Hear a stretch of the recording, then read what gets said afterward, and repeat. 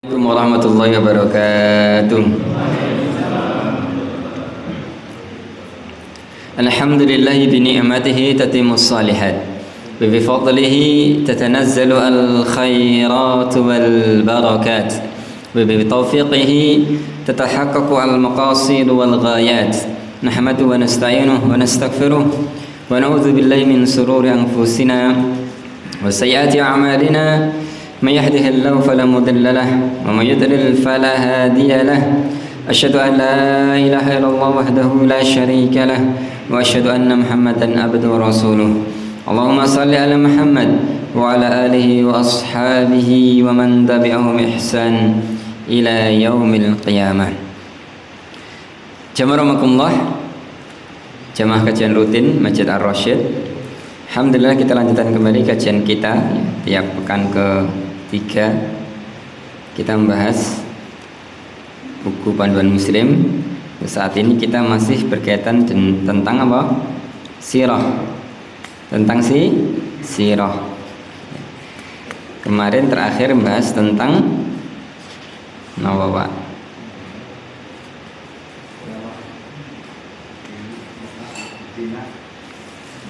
Di Mekah sudah selesai ya? Di Madinah sudah sampai Hudaybiyah. Nggih, napa dereng?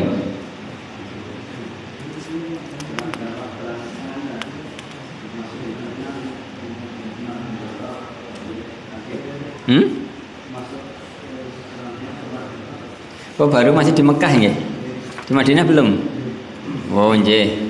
Ya, soalnya saya ada di pondok itu ngaji juga sirah, jadi agak rancu. Di sana udah selesai fase Madinah. Baik, kita akan bahas masih kaitan dengan fase dakwah di Mekah. Masuk Islamnya Umar bin Khattab, yaitu ya di fase kedua ya di dakwah Mekah, dakwah secara terbuka atau terangan. Nggih. Jazakumullah, tapi sebelum lanjut, alhamdulillah ya, ini tadi sumuk ya nggih. Sumuk sekali, kemudian turun hujan. Alhamdulillah. Pripun dongane? Allahumma shayyiban nafi'an. Ya Allah, jadikanlah hujan yang bermanfaat. Bukan hujan yang bermudarat, mari greges-greges dan yang lainnya, bukan. Tapi benar-benar hujan yang bermanfaat. Bikin udara sejuk, bikin segar dan bikin semangat. Alhamdulillah. Alhamdulillah. Untung hujannya tadi pas habis sholat Pak nggih. Ini kalau hujannya sebelum sholat, alasan nggak ngaji Pak. Kelihatan hujan.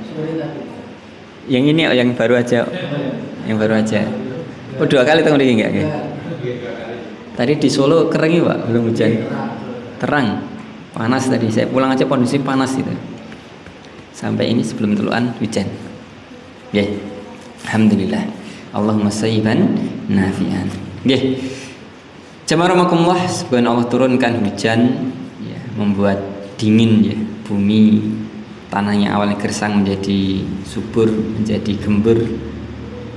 Maka semoga Allah juga sirami hati kita dengan iman, dengan ilmu ya.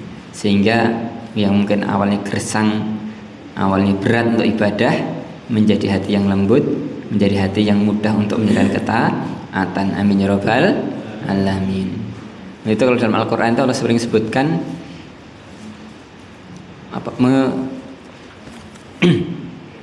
mengingatkan tentang hari kebangkitan itu seperti tanah yang awalnya mati kemudian terkena air. Yuhyil arda ba'da mautiha. Tanah itu, hujan itu menghidupkan tanah setelah kematiannya. Kadzalika nusyur. Demikian juga apakah hidup kebangkitan.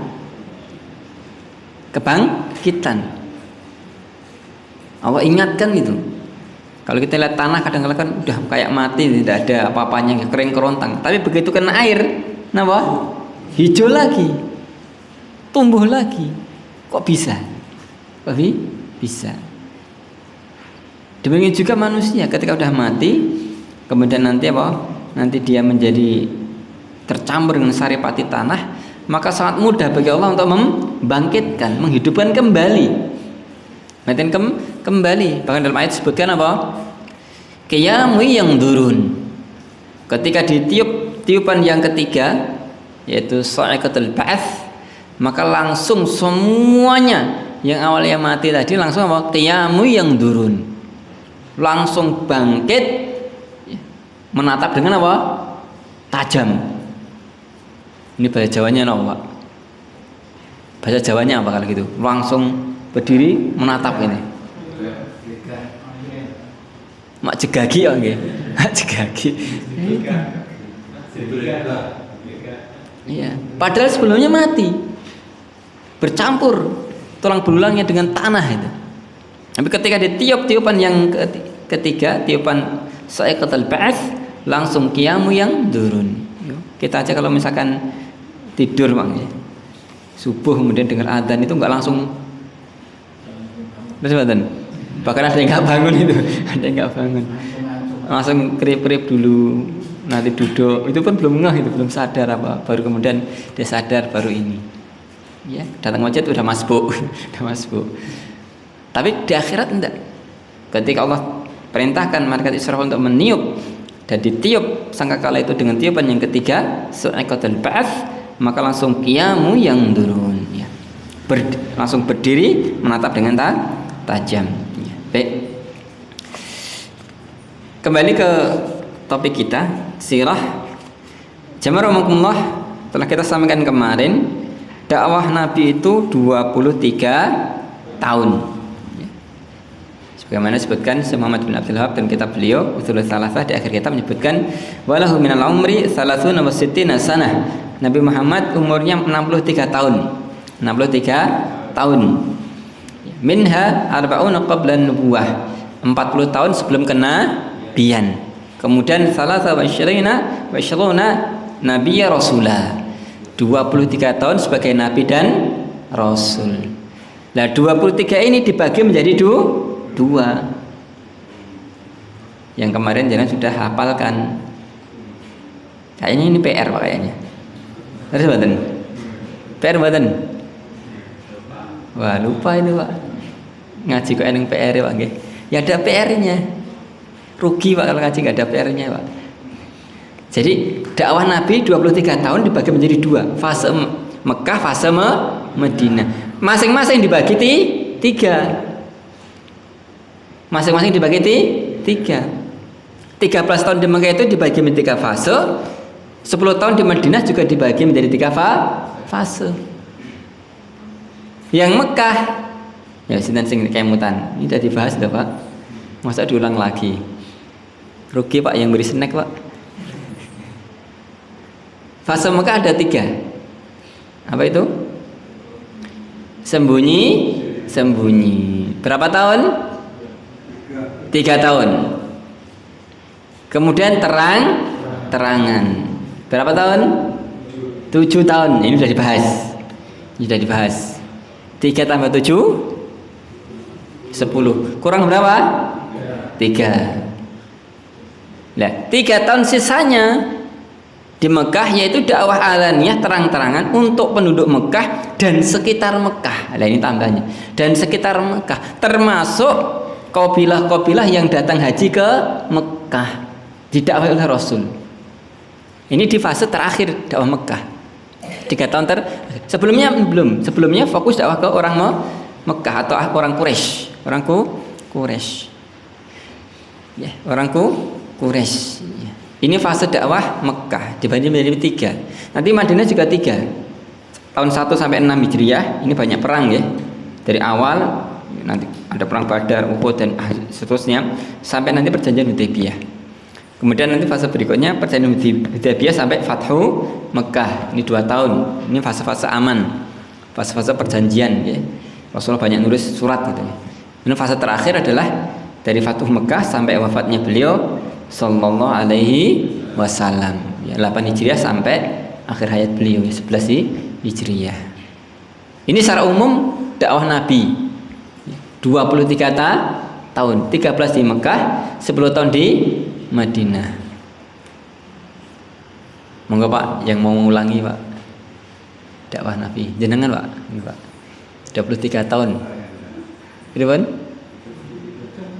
13 tahun di Mekah, nggih. 10 tahun di Madinah. Nggih. Yang di Mekah pripun? Yang di Mekah dibagi 3. Nggih. 1.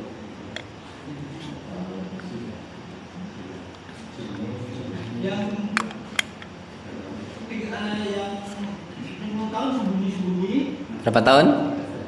Yang 3 tahun tenang-tenang. Terbalik. 3 tahun sembunyi-sembunyi. 7 tahun terang-terangan. Berikutnya 3 tahun sisanya terang-terangan Mekah dan sekitar Mekah. Ini yang jawab bapaknya, tapi yang deg-degan yang lain juga loh Pak. Nanti setelah ini saya ditanya tuh. Jadi kadang-kadang itu saya sengaja tanya satu aja, yang lainnya itu biar fokus Pak. Saya kalau ngajar mahasiswa begitu, pasti saya tanya Pak. Bahkan sebelum saya ngajar, saya tanya duluan. Jarang sekali saya ngajar itu apa? Mulai dengan memberi penjelasan Pak. Selalu saya sebelum mulai kuliah, hari ini temanya ini tolong dibaca dulu slide-nya, begitu Pak. Masuk kelas, tak beri waktu 10 menit, baca dulu. Dan siap ditanya setelah itu. Karena nanti kalau saya nerangkan dulu, mantuk semuanya, rugi Pak saya ngomong 1 jam, masihnya tidur, kan repot itu. Kasus pengajian juga sama. 1 jam, saya bicara, tidak sempat makan, tidak sempat makan snack, zamannya snack sambil apa? Liar-liar. Wah, repot itu Pak. Rugi. Rugi. Ya, baik. Bercanda Pak. Baik. Jadi Rasulullah dakwah 23 tahun. 23 tahun. 13 tahun di Mekah. Fase yang pertama telah kita jelaskan 3 tahun, yaitu sembunyi-sembunyi. Mulai dari turunnya surat Al-Mudaththir. Surat Al-Mudaththir. Ketika turun surat Al-Alaq, beliau tidak langsung dakwah. Tidak langsung dakwah. Tapi ketika turun surat yang kedua, yaitu Al-Mudaththir, ya ayyuhal mudaththir qum fa'anzir wa rabbaka fakabbir wa thiyabaka fatahhir, dan seterusnya, maka beliau bangkit untuk dakwah. Dakwah secara sembunyi-sembunyi dengan orang-orang terdekatnya. Kalau istilahnya saat ini apa? Door to door. Door to door. Tidak lewat mimbar. Beliau tidak berdiri di dekat Ka'bah kemudian ya ma'syar Quraisy, enggak. Apalagi bikin pengajian, enggak. Rasul dakwahnya apa? Person, door to door. Temannya, kerabatnya, dan yang lainnya. Akhirnya dengan metode seperti ini tidak terjadi apa? Konflik, tidak terjadi apa? Gesekan-gesekan, karena orang ya paling Muhammad hanya gini aja. Bahkan orang Mekah saat itu apa? Menyepelekan. Biarkan aja. Biarkan saja begitu. Akhirnya apa? Muncullah tadi orang yang beriman. Yang jumlahnya sekitar berapa? 30 orang. As-sabiqul awalun, telah kita bahas kemarin, yaitu istri beliau, kemudian Ali, kemudian Zaid bin Harithah, Abu Bakar As-Siddiq, dan yang lainnya, Utsman bin Affan, dan seterusnya. Kemudian turun surat wa anzir ashiratakal aqrabin, maka berilah peringatan kerabat-kerabat dekatmu. Peringatan dengan jelas, dengan terang dan gamblang. Maka Rasulullah pun langsung bangkit untuk dakwah secara terang-terangan. Di antaranya beliau kumpulkan orang Mekah di dekat Bukit Sofa. Bukit Sofa, ngetos nggih Sofa nggih? Ketika menjalankan umrah haji kan sa'i, Sofa dan Marwah. Tempatnya agak naik, bahkan sekarang pun masih ada batunya nggih Pak nggih? Itu tempatnya naik, agak tinggi itu. Rasulullah panggil orang Quraisy, ya Sobahah, ya Sobahah. Kumpul. Akhirnya orang Quraisy pun kumpul. Kemudian mengatakan, ya ma'asyaral Quraisy, wahai orang Quraisy, kalau saya beritahu kalian di balik gunung ini ada musuh siap menyerang kalian, percaya tidak? Jadi kalau jenengan di Bukit Sofa kan belakangnya gunung Pak nggih? Kalau istilah kita bukan gunung tapi apa? Bukit. Tapi orang kanan nyebutnya jabal. Jabal itu ya bukit, ya gunung, jabal. Bukit sampai sekarang masih ada nggak nggih? Bukitnya itu masih ada. Yang itu area ada terowongannya Pak. Terowongan mana? Yang ke arah Mina. Yang ke arah Mina itu. Saya pernah uji nyali Pak, jalan sendiri tengah malam jam 12 malam itu sendirian. Karena apa? Karena kehabisan bis. Padahal hotel saya di Aziziyah. Malam hari jalan kaki lewat terowongan itu. Lama itu Pak, 1/4 jam itu jalan kaki. Wassalam. Jadi beliau mengatakan, wahai orang Quraisy, kalau saya beritahu kalian di belakang gunung ini ada musuh siap menyerang kalian, percaya enggak? Mereka mengatakan apa? Percaya. Kamu orang yang terpercaya, kamu orang amin dan seterusnya. Kemudian beliau langsung terang-terangan dengan dakwah beliau.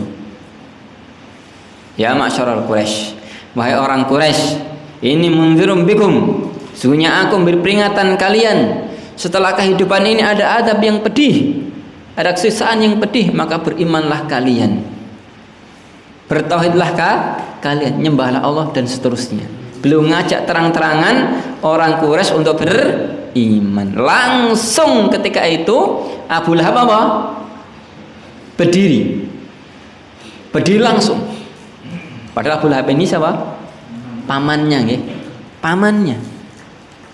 Pamannya, ya jelas saudara bapaknya. Berdiri langsung baru mengata-ngatain Nabi Muhammad. Tabatlah ya Muhammad, celaka kamu ya Muhammad, alihada jama'tana ya Muhammad. Wahai Muhammad, apakah hanya untuk urusan ini kamu kumpulkan kita? Jadi langsung dileh-leh ke Pak.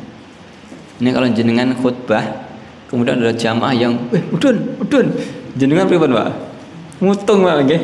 Mungkin malu dan yang lain. Apalagi yang bilang begitu apa? Kerabatnya sendiri loh. Memang Abu Lahab itu orang yang istimewa Pak. Istimewa apa? Jeleknya itu. Istimewa jeleknya sampai diabadikan dalam Al-Quran itu. Ditambah lagi istrinya juga sama saja. Wa mur'atu hammalatal hatab. Ini kalau diurus itu repot Pak. Itu kalau diurusi makan hati Pak. Abu Lahab itu tipe orang kayak Abu Lahab ini diurus ya repot betulan. Maka Nabi pun tidak menggubrisnya. Orang seperti ini semakin diladeni semakin apa? Menjadi-jadi. Akhirnya nggak digubris. Fa'anzalah hadhihi surah. Allah turunkan surat Al-Lahab. Allah langsung yang membalas Abu Lahab. Tabbat yada abi lahabi wa tab. Ini surat Al-Lahab itu turun ketika fase itu tadi Pak. Fase dakwah yang kedua di Mekah. Kamu yang celaka wahai Abu Lahab. Dan ini juga menjadi potret fase yang kedua dakwah beliau. Terang-terangan tegas tentang isi dakwah beliau. Dan juga menunjukkan juga permusuhan orang Quraisy juga terang-terangan. Kalau sebelumnya tadi nggak digubris, digubris, terang-terangan. Akhirnya orang Quraisy pun memusuhi dengan terang-terangan juga. Seperti Abu Lahab menunjukkan menjadi sunatullah antara hak dengan batil itu tidak mungkin ketemu, Pak. Tidak mungkin ketemu. Dengan cara sebaik apapun itu, dakwah selembut apapun, ketika diterangkan yang benar, dijelaskan yang salah, pasti akan ada yang apa? Marah. Ada yang kebakaran jenggot, pasti ada itu. Meskipun dengan cara selembut apapun. Nabi Muhammad dakwahnya dengan baik. Tidak mencela ini dan itu. Beliau hanya menjelaskan, wahai orang Quraisy, setelah kehidupan ini ada adab yang keras, berimanlah kalian, sembahlah Allah. Kan bagus, ajaan, bukan paksaan. Rasul juga tidak menjelek-jelekkan berhala orang Quraisy, tapi langsung Abu Lahab yang marah-marah. Menunjukkan sunatullah, Pak. Dakwah itu pasti akan ada sira'u bainal haqqi wal batil. Akan ada perseteruan, akan ada gesekan antara hak dengan batil. Maka orang yang dakwah harus siap dengan hal ini. Tapi di sisi lainnya ada faedah juga dari kisah ini, dari hal ini adalah sebelum itu terjadi, dakwah itu harus apa? Sistematis, Pak. Jangan langsung tiba-tiba apa? Dar begitu. Jangan. Ketika di masyarakat apalagi, misalkan di masyarakat yang awam itu enggak, belum tahu apa-apa, apalagi mungkin kita orang baru, pendatang baru nempati perumahan itu langsung khutbah dar. Wah, ini repot Pak ini. Ini ngajak perang namanya. Enggak. Dakwah dengan pelan-pelan. Dengan apa? Personal dulu. Nanti kemudian kalau memang sudah waktunya, ada orang yang beriman, ada orang yang memang sevisi dengan dia, sepemahaman dengan dia, ada orang-orang yang siap mentalnya. Akhirnya apa? Baru dengan terang-terangan. Sehingga apa? Ketika masanya itu terjadi, udah siap. Sudah siap. Ini belum apa-apa sudah seperti itu. Akhirnya nanti apa? Gesekannya terlalu besar, orang nggak bisa memanage, nggak bisa memanage ini. Jadi perlu tahapan yang baik dalam dakwah itu. Dakwah tidak bisa dengan apa aswa'i itu dengan, kalau istilahnya kita itu dengan cara-cara jalanan itu Pak. Nggak bisa. Dakwah itu harus sistematis dengan tahapan, dengan tahapan, melihat juga perkembangan mad'u, perkembangan masyarakat dan yang lainnya. Yang kedua juga tadi, dakwah itu pasti ada resiko.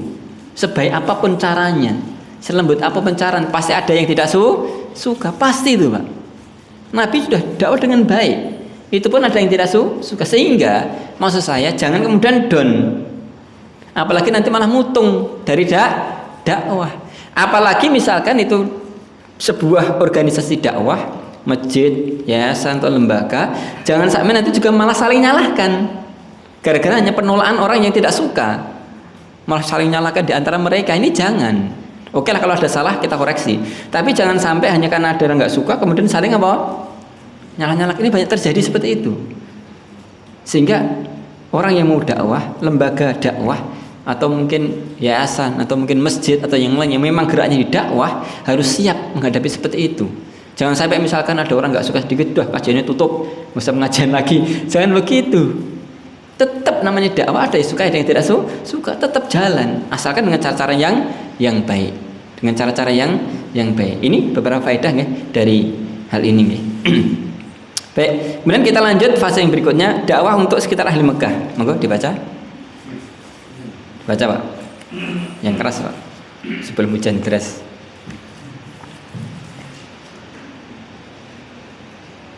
Dakwah untuk sekitar ahli Mekah setelah tahun ke-10 kenabian sampai Hijrah. Setelah sebelumnya Nabi Muhammad fokus menyeru kaumnya suku Quraisy Mekah, kemudian beliau menyeru suku-suku Arab yang lainnya. Beliau menyeru penduduk Taif untuk masuk Islam. Syawal tahun ke-10 kenabian tahun 619 Masehi. Tidak sekedar menolak, penduduk Taif malah melempari batu saat beliau kembali, sehingga kaki beliau berdarah-darah. Beliau tetap sabar dan mendoakan agar kaumnya mendapat hidayah. Beliau menyeru kabilah-kabilah Arab yang datang ke Mekah di musim haji. Pada fase ini terjadi peristiwa Isra dan Mi'raj, di mana Rasulullah dibawa ke Baitul Maqdis di Palestina dan kemudian diangkat ke atas langit.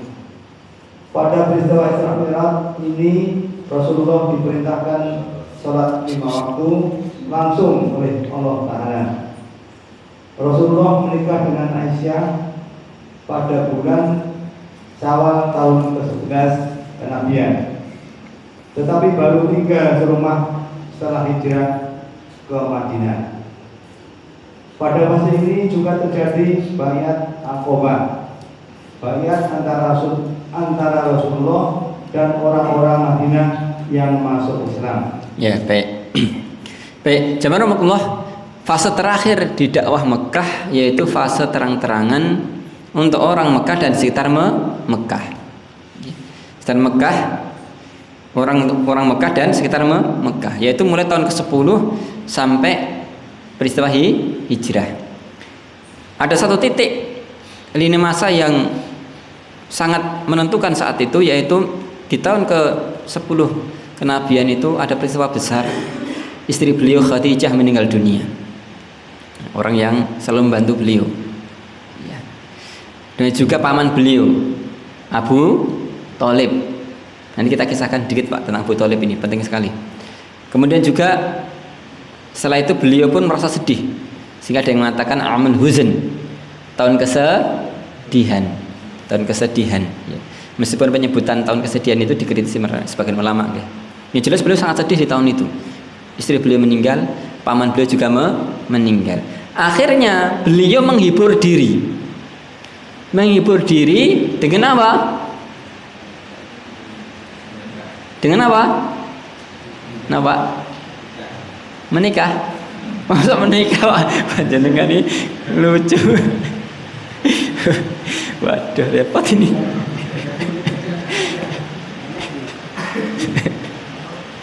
Menghibur diri dengan apa? Dakwah ke Taif. Keluar apa? Mekah. Jadi hiburannya Nabi adalah apa? Dakwah lagi. Beda dengan kita. Sepanang sedikit piknik gitu ya. Nabi juga piknik. Piknik apa? Dakwah lagi. Ya, yang di luar mungkin agak bisingnya tidak apa-apa. Bismillah. Jadi Rasulullah menghibur diri dengan apa? Dakwah lagi. Tapi dengan suasana yang berbeda. Ketika mendapatkan tekanan, mendapatkan penolakan yang luar biasa di kampung halamannya di Mekah, beliau keluar Mekah, mencoba berdakwah sekitar Mekah. Yang paling dekat adalah mana? Taif. Taif itu Mekah agak ke timur dikit, agak ke utara. Dan ini tempatnya agak naik. Ini kalau saya beli ilustrasi sedikit Pak nggih. Jenengan Pulau Sumatera Pak nggih. Pulau Sumatera itu kan agak sirong. Jazirah Arab juga kayak gitu, tapi lebih gede. Mekah itu ada di Padang misalkan. Dia dekat pantai. Meskipun nggak mepet sekali nggih. Dekat pantai, dekat dengan Jeddah. Menaik sedikit itu ke Taif. Itu agak dingin. Kalau orang sekarang itu orang Arab kalau pengen dingin ke Taif. Ke Taif. Kayak misalnya dari Padang naik ke pegunungan Bukit Barisan. Yang dari Sumatera ada Pak? Nanti saya beri ilustrasi nggak tergambarkan. Nanti kan Sumatera kan begitu. Jadi baratnya itu apa? Landai. Kemudian setelah itu naik. Kemudian landainya agak banyak. Jazirah Arab juga begitu. Di sebelah timur itu landainya banyak. Riyadh, ibu kotanya, tempat saya tinggal dulu. Itu apa? Datar, padang pasir loh. Tapi yang barat ada pegunungan-pegunungan, yaitu di Taif itu langsung turun Mekah, ada Jeddah. Tempatnya tinggi, tempatnya agak sejuk, sejuk. Kalau kita misalkan panas ke Tawangmangu, di sana orang Mekah ke Taif, Di Rasulullah dakwah ke Taif, itu sekitar 75 kilo, 75 kilo dari Mekah. Kalau Madinah jauh, Madinah 470. Dari Rasulullah ke Taif dakwah dengan harapan siapa tahu orang Taif mau beriman. Orang Taif mau beriman. Di kampung halamannya sendiri ditolak. Ini wah siapa tahu nanti kampung sebelah menerima. Begitu harapan beliau. Ketika sampai Taif itu seolah-olah diterima, Pak. Sampai beliau masuk terus sampai tengah Taif. Ketika sampai tengah, kemudian tiba-tiba beliau dilemparin batu. Dan yang lemparin bukan laki-laki dewasa, bukan. Tapi siapa? Anak-anak dan perempuan. Ini kalau bahasa kita diarak, nggih. Memang untuk menghinakan. Jenengan apa nate Pak ceramah dilempar apa sandal? Nanti dereng. Belum pernah Pak. Paling namun dirasani khotbah kok suwe banget. Nah, begitu paling ya. Atau kajian mungkin ini. Paling cuma dirasani aja. Bayangkan Rasulullah dakwah dilemparin batu. Itu pun anak-anak dan apa? Wanita. Akhirnya kakinya berdarah-darah, kemudian beliau lari keluar dari Taif. Dalam kondisi seperti itu, sangat sedih. Kemudian turunlah apa? Malaikat, yaitu malaikat Jibril dan Malakul Jabal. Malaikat Jibril dan malaikat gunung. Yang singkatnya kemudian Jibril mengatakan, wahai Muhammad, bersamaku malaikat gunung. Dia siap melaksanakan apa yang kau perintahkan. Kemudian malaikat gunung pun langsung salam pada beliau, mengatakan, wahai Muhammad, perintahmu di depan mataku. Apa yang kau perintahkan saya jalankan. Kalau kamu mau, saya cabut dua gunung ini, timpakan penduduk Taif. Timpakan penduduk Taif. Ini kalau kita beriman, laksanakan. Ini beriman, pesuen gitu ya. Mantul gitu. Karena orang kita itu pendendam. Kalau kesempatan balas dendam apa? Wah itu pasti itu. Tapi Rasulullah tidak. Rasulullah tidak. Bahkan beliau kemudian jangan. Bahkan kemudian beliau mendoakan, Allahumma ighfir qaumi fa innahum la ya'lamun. Ya Allah, ampuni kaumku, sungguhnya mereka orang tidak tahu. Nah, ini menunjukkan betapa sabarnya Rasulullah, betapa Rasulullah berjiwa besar, faham. Dia tadi dilemparin batu, dia lagi begitu gara-gara mereka nggak tahu. Andai kata mereka tahu, pasti nggak seperti itu. Dan betul, Pak. Penduduk Taif itu akhirnya nantinya masuk Islam berbondong-bondong setelah Fatu Mekah. Fatu Mekah. Baik, jemaah Allah, ini kisah yang penting di fase dakwah tadi. Fase dakwah terakhir di Mekah. Yaitu apa? Peristiwa dakwah ke Taif. Dan itu peristiwa berat. Yang paling berat dalam dakwah beliau. Untuk itu ketika setelah perang Uhud, ya, setelah perang Uhud, Aisyah radhiyallahu anha pernah bertanya pada Nabi, "Ya Rasulullah, hal ata alaika yaumun asyaddu minal Uhud?"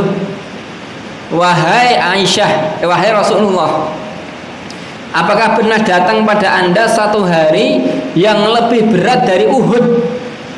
Dari perang apa? Uhud. Perang Uhud itu perang yang berat, Pak. Gimana tidak berat, ya? Para sahabat banyak yang meninggal, bahkan beliau pun terluka, bahkan sampai gigi geram beliau apa? Pecah,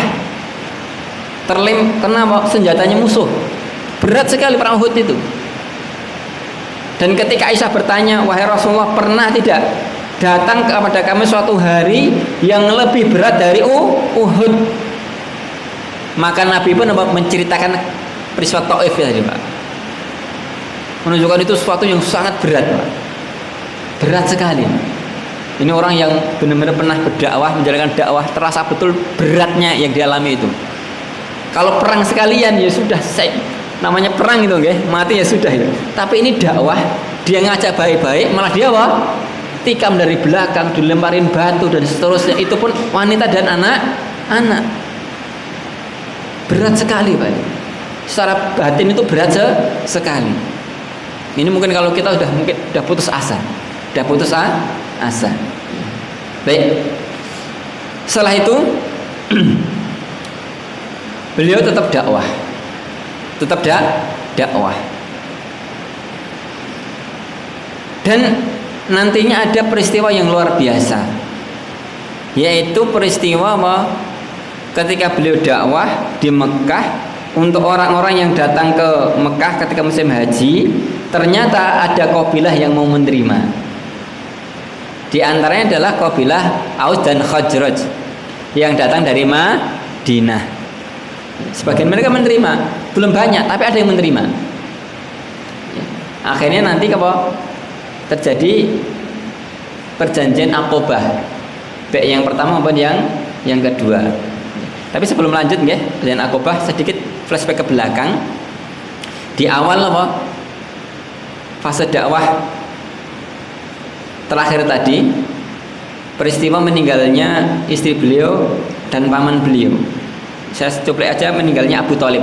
Ini sedikit karena ada faedah dari sisi akidah, penting sekali, Pak. Ini penting sekali dan saya kira banyak relevan dengan kehidupan kita, ya. Bismillah.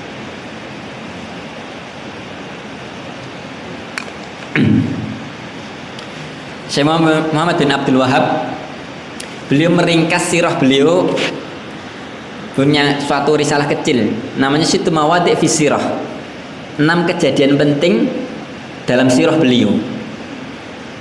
Sittu Mawadi', bahasa sederhananya gitu, ya, 6 kejadian penting dalam sirah Nabi. Di antaranya nukilkan hal ini, kematian Abu Thalib. Ini banyak sekali faedahnya, Pak. Jadi ketika Abu Thalib mau meninggal, Rasulullah datangi. Kemudian Rasulullah mengatakan, "Ya am, qul la ilaha illallah."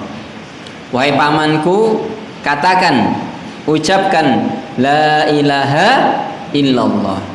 Kalimatan hajulaka biha indallah.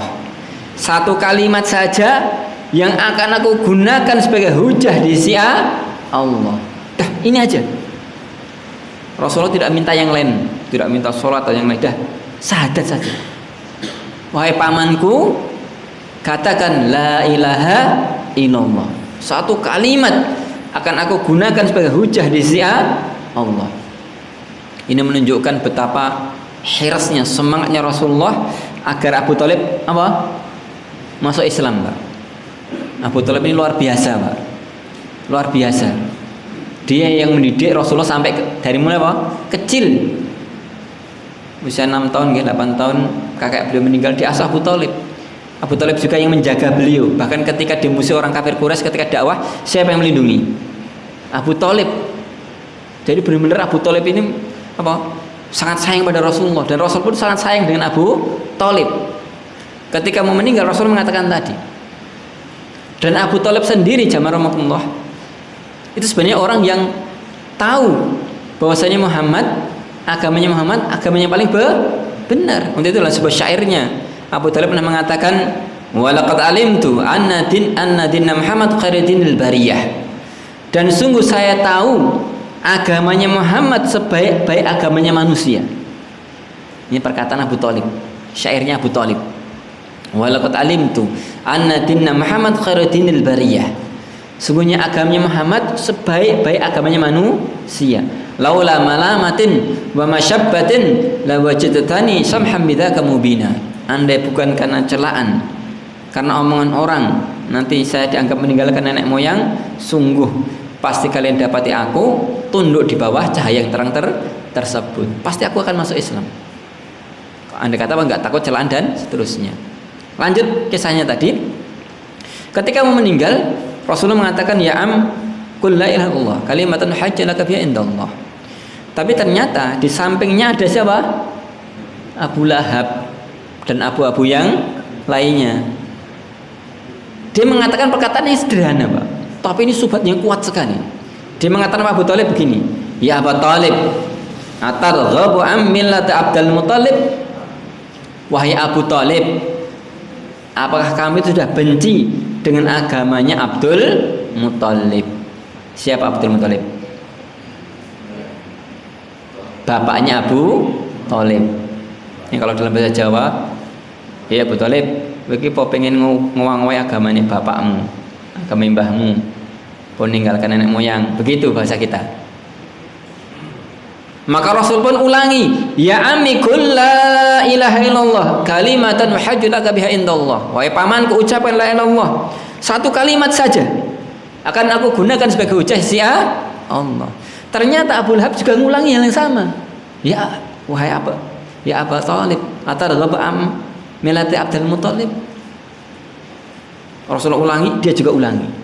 Maka apa? Akhirnya Abu Thalib meninggal di atas agamanya Abdul Muthalib. Tidak masuk Islam, Pak. Tidak masuk Islam. Apa faedahnya di sini, jemaah Allah? Ini penting sekali. Dan ini menggambarkan banyak manusia. Orang itu kadang-kadang sudah tahu kebenaran, Pak. Sudah tahu kebenaran. Tapi hanya gara-gara tidak mau dianggap meninggalkan nenek moyang, dianggap meninggalkan adat atau kebiasaan atau itu, akhirnya apa? Dia rela tetap di atas kesalahan, di atas apa? Kesyirikan. Ini hati-hati, hati-hati. Jangan sampai gara-gara perkewuh kemudian orang itu apa? Tetap di atas kejelekan, tetap di atas kejelekan. Ya. Jamaah rahmatullah, Islam itu jelas, yang benar dengan salah jelas. Islam juga jamaah rahmatullah tidak anti adat. Bahkan adat itu menjadi hukum dalam Islam. Adat itu muhakamah.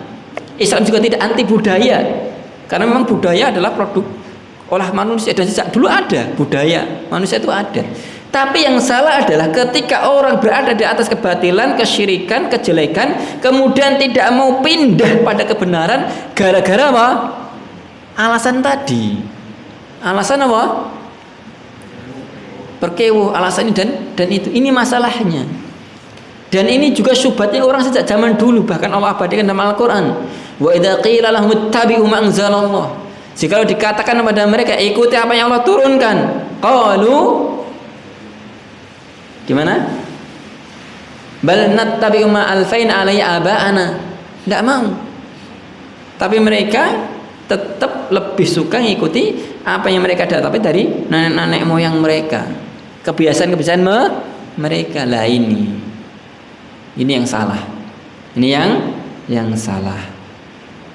Padahal kalau boleh jujur, Pak, Kalau memang orang itu betul-betul megang adat ya, megang budaya manusia yang asli, harusnya budayanya siapa?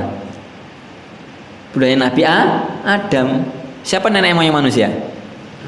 Adam. Dan tidak mungkin Adam mengajari kesyirikan, mengajarkan penyimpangan, tidak mungkin, Mbak. Menunjukkan sebenarnya kalau orang itu pegang teguh dengan adat, dengan budaya manusia yang paling asli, tidak mungkin salah, Pak. Tapi alasannya ini orang berbuat syirik, kemudian apa? Beralasan dengan itu tadi. Mirip misalkan orang melakukan kesyirikan, tidak mungkin mengatakan ini syirik, tidak mungkin. Alasannya bagus, Pak. Ini bukan syirik, syukuran. Lewat. Kenapa? Syukuran. Kalau syirik kan ngeri, Pak. Tapi kalau disebutkan syukuran, bagus tidak? Bagus, Pak, syukuran itu. Kalau benar-benar syukur loh, Pak, nggih. Menyukuri nikmat Allah, dapat nikmat, syukur nikmat Allah. Tapi ini berbuat syirik. Hanya saja istilahnya dibuat apa? Syukuran. Padahal hakikatnya tetap syirik. Lah ini yang salah, bukan syukuran yang salah. Mirip juga orang berbuat syirik, tapi nggak mau dikatakan syirik. Ini bukan syirik. Ini tuh hanya biar selamat. Biar apa? Selamat. Biar selamat itu bagus tidak? Bagus, Pak Selamat nggih. Kalau ada nama yang sama nggih. Biar selamat itu bagus, orang cari keselamatan juga bagus. Tapi yang salah adalah orang berbuat syirik alasannya selamatan tadi. Ini bedakan, Pak, antara melakukan sesuatu dengan mengklaim sesuatu. Ini yang penting perlu dipahami. Sehingga jamaah Allah, satu hal penting dalam hidup itu adalah kejujuran, Pak. Sudah. Kita harus jujur beriman pada Allah, jujur ikuti Allah. Tidak perlu ada perkewah dengan manusia hanya karena pengen dipuji manusia. Sebagian orang yang tadi menggadaikan akidahnya hanya gara-gara apa? Pengen dipuji manusia, pengen tidak dicela manusia. Ini syirik dalam apa? Dalam cinta terhadap apa? Pujian manusia. Nah, Abu Thalib terkena penyakit ini berbahaya. Meskipun dia sudah tahu kebenaran, Pak. Meskipun dia sebenarnya sudah membela kebenaran itu, tapi hanya gara-gara tidak mau dianggap ini dan itu, akhirnya apa? Tetap di atas keyakinan lamanya. Sebagaimana perkataannya dia tadi, syairnya dia, walaqad alimtu anna dina Muhammad khairu dinil bariyah laula malamatin wa masyabbatin la wajadtani samham bidzaka mubina. Baik, ini faedah. Kemudian faedah yang lainnya juga dari peristiwa ini tadi, ya, okay? Peristiwa dakwah terang-terangan tadi adalah Isra Mi'raj. Peristiwa Isra Mi'raj ini juga ada faedah besar. Di antaranya bahwasanya ketika masa-masa genting Allah turunkan apa? Salat. Turunkan syariat salat, menunjukkan salat ini satu tiang agama yang luar biasa dan menjadi apa? Salah satu hal yang penting dalam dakwah. Kekuatan dalam dakwah. Itu dalam Al-Qur'an disebutkan wasta'inu bis-sabri was-shalah. Mohonlah pertolongan dengan sabar dan sholat. Termasuk dalam dakwah juga. Ketika kita berat dakwah di masyarakat, kita telah berusaha maksimal, sudah menepi. Fokus ibadah pada Allah, minta pada Allah agar dibuka hidayah oleh hati-hati manusia. Ini satu, nggih. Ada pelajaran yang lainnya juga. Sholat turunnya tidak di dunia, tapi di mana?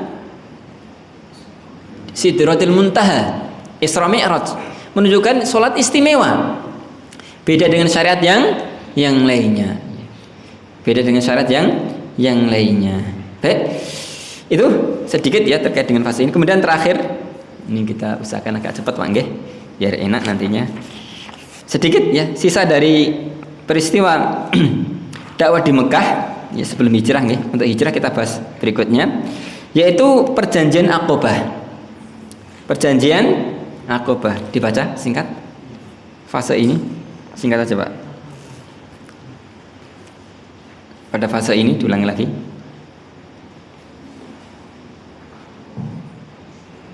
Pada fase ini juga terjadi baiat Aqabah. Okay. Baiat antara Rasulullah dan orang-orang Madinah yang masuk Islam. Baiat Aqabah pertama terjadi pada musim haji tahun ke-12 kenabian atau 621 Masehi. Di antara hasil baiat Aqabah yang pertama adalah Rasulullah mengirim utusan yaitu Mus'ab bin Umair untuk mengajari dan mengajak penduduk Madinah masuk Islam. Dakwah Mus'ab di Madinah pun membawakan hasil yang dominan. Apalagi setelah dua pemuka Madinah masuk Islam, Sa'ad bin Mu'adz dan Usaid bin Hudair. Pada bayat Aqabah kedua musim haji tahun ke-13 kenabian atau Juni 622 Masehi, terjadi kesepakatan kaum muslimin untuk hijrah ke Madinah. Ya, baik. Jazakumullah, ini peristiwa penting ya di akhir fase Mekah, yaitu baiat Aqabah. Baiat Aqabah ada dua baiat. Kenapa disebut Aqabah? Karena terjadinya di Aqabah. Aqabah itu pundi, Pak? Pundi? Nah, Mina. Mboten kidul mriku, Pak, nggih. Mboten. Aqabah itu di dekat Mina. Di dekat Jumrah Aqabah. Jumrah yang paling terakhir tadi, yang paling gede. Kalau dulu ya, sekarang sama ukurannya. Itu memang tempatnya agak naik. Tempatnya agak naik Aqabah. Itu dalam Al-Qur'an falaqatahamal Aqabah. Artinya naik. Nah, naik. Dan dulunya di situ juga tempat apa? Tempat Uzza. Tempat Uzza. Uzza itu apa? Pohon besar yang diagungkan di keramatan orang-orang Quraisy. Orang Quraisy nanti akan kita sebutkan ya ketika Fatu Mekah peristiwa bahwa ditebangnya Uzza. Yaitu di Aqabah juga, di Aqabah. Baik. Pada tahun ke-12 kenabian di musim haji, Rasulullah dakwah untuk orang-orang yang berhaji. Dan biasanya dakwahnya itu di Mina, bukan di Arafah, apalagi di Masjidil Haram karena masanya sibuk. Kalau Mina kan udah longgar, Pak. Orang duduk di situ ibadah berapa hari, memang masa longgar.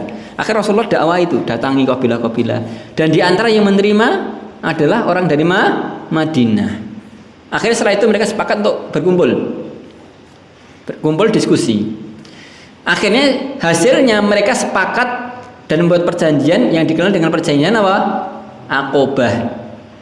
Perjanjian Aqabah. Di antara butir pentingnya dari perjanjian itu, Rasulullah mengutus utusan untuk mengajari penduduk Madinah. Karena kalau di Mekah kan itu hanya singkat sekali. Maka apa? Rasulullah utus utusan, dan saat itu yang terpilih siapa? Mus'ab bin Umair.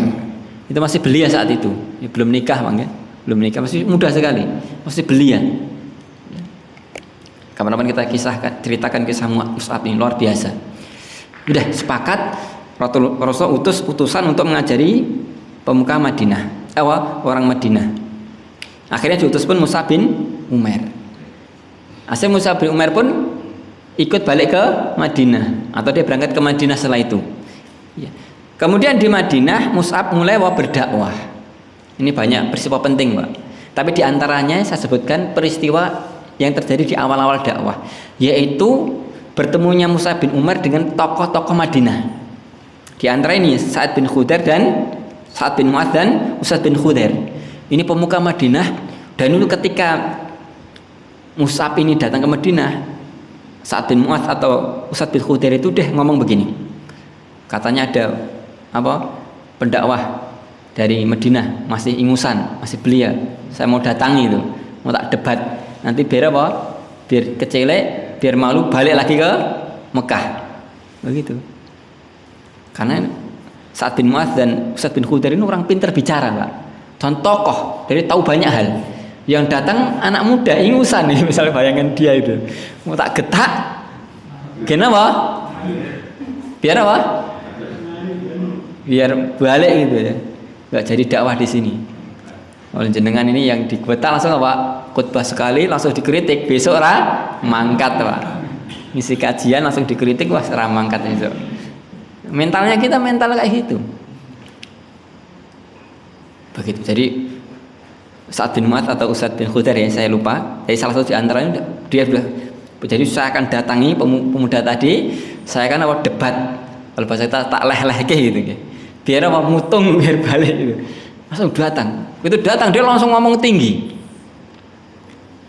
Maka Mus'ab ini bukan pemuda biasa, Pak. Dan bukan pemuda yang mental tempe. Orang yang sangat ahli dalam diplomasi. ahli dalam menempatkan diri. Dia mengatakan perkataan yang bagus sekali. Wahai Tuan, boleh tidak saya bicara sejenak? Nanti kalau Anda setuju, ya silahkan Anda ambil. Kalau tidak, ya tidak apa-apa. Dia izin dulu, boleh ngomong tidak? Maka Sa'ad bin Mu'adz dan Usaid bin Khudair pun apa? Mengizinkan. Namanya tokoh kan, tidak mungkin tokoh ngomong terus terus kan. Pasti kalau ini akan beri kesempatan bicara juga. Boleh tidak saya bicara? Boleh, silakan. Yaudah kamu bicara. Akhirnya setelah itu apa? Mus'ab bin Umair membacakan ayat-ayat. Dia tidak ngomong, tidak menceramai, karena dia tahu diri itu. Tahu diri. Kalau saya bacakan ayat-ayat, maka bacakan ayat-ayat. Dan ketika itu ternyata apa? Terenyuh hatinya. Terenyuh pemuka Madinah ini. Dan langsung Islam, Pak. Subhanallah. Dan ketika tokohnya masuk Islam, berbondong-bondong orang Madinah masuk Islam. Sehingga tidak selang 1 tahun banyak sekali orang Madinah masuk Islam, dan bagus, wa hasuna islamuhum, dan bagus Islamnya. Beda dengan orang-orang Mekah yang sudah dakwah sekian tahun malah Pak menentang tadi. Ini orang Madinah luar biasa, Pak. Dan memang karakternya berbeda, Pak. Orang Madinah itu kalau bahasa kita, kalau saya dulu di Arab kan lama, di Saudi saya 8 tahun, 8 tahun. Di sana orang ngomong begini, orang Madinah itu hatinya lembut. Banyak petani Pak Madinah itu. Beda dengan orang Mekah, keras-keras, Pak. Mohon maaf nih, ini agak sedikit narsis. Kalau di kita orang Madinah itu kayak orang Solo, katanya begitu. Katanya gitu, Pak. Coba jenengan kalau lewat jalan, Pak, jalan Mekah sama Madinah. Jenengan mau lewat, orang Madinah berhenti, Pak, mobilnya. Coba di Mekah, tabrak jenengan nanti. Buat gitu aja. Karakternya berbeda memang. Kalau Mekah kan pedagang, Pak, pedagang banyak berinteraksi dengan orang luar. Beda dengan Madinah. Karakternya petani kebun dan yang lainnya. Ya sedikit ya. Ini sedikit karakter sangat menentukan. Kita juga dakwah juga demikian, sangat menentukan itu karakter masyarakat itu. Baik, orang Madinah kemudian banyak masuk Islam. Akhirnya setelah itu tahun berikutnya, yaitu tahun ke-13 kenabian, mereka ketemu lagi dengan Rasulullah. Akhirnya ketemu, membuat kesepakatan. Dan di antara kesepakatan penting di tahun ke-13 kenabian adalah apa? Hijrah. Hijrah. Dari momen hijrah itu tidak tiba-tiba, Pak. Itu banyak fasenya itu. Ketika di Mekah udah banyak himpitan, banyak ini. Kemudian di Madinah juga ada peluang. Maka sudah peluang itu diambil. Akhirnya Pak sepakat hijrah. Setelah perjanjian itu, maka berbondong-bondong kaum muslimin mulai hijrah para sahabat. Kecuali Rasulullah. Rasulullah tidak hijrah sampai datangnya apa? Izin dari Allah. Ini menunjukkan hijrah itu bukan suatu peristiwa yang tiba-tiba, tapi benar-benar di planning. Ya. Sehingga kalau ada yang mengatakan dakwah Rasulullah itu tiba-tiba, aswa'i, enggak. Dakwah beliau itu terplanning, tersistematis. Sebelum bicara ke Madinah sudah ngutus utusan dulu, lihat potensinya seperti apa, perkembangan seperti apa. Di Mekah juga demikian, ada potensi tidak berkembang, ternyata sulit. Akhirnya terjadi peristiwa hijrah tadi. Ya. Hijrah tadi. Ya. Baik, ini yang bisa kita bahas ya, dari fase dakwah Mekah. Insyaallah untuk hijrah akan kita bahas pada pertemuan berikutnya. Ya. Baik, demikian. Tidak ada pertanyaan jawab, karena sudah malam. A'lam bishawab. Wassalatu wassalamu Muhammad. Assalamualaikum warahmatullahi wabarakatuh.